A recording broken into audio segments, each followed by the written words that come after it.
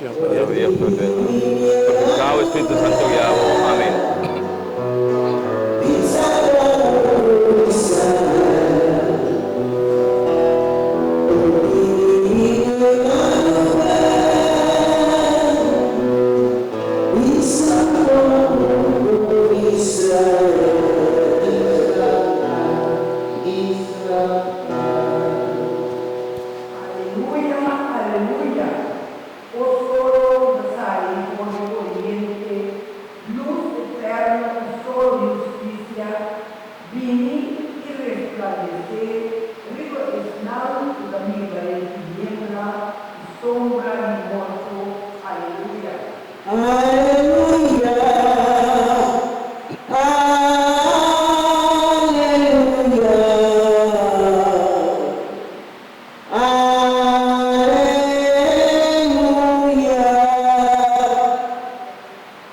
Señor sea con vos.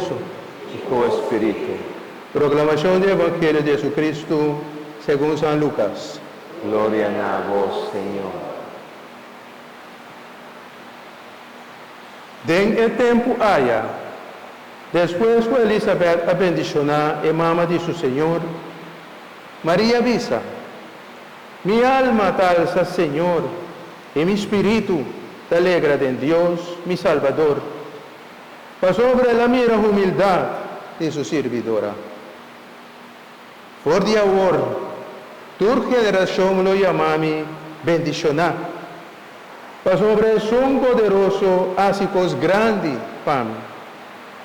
Y santo está su nombre, y su misericordia está de generación para generación, pues nan te respeté.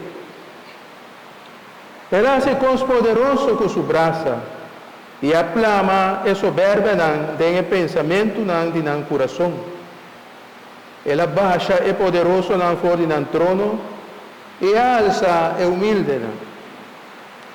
Él llena hambriente nan con su bien, y ama de rico nan la ganan bay man bashi. Él ha dado una ayudanza na Israel, su servidor, y a recordar su misericordia, manera la papia con los antepasados nan, Abraham, y todos sus descendientes nan, para siempre. Palabra del Señor.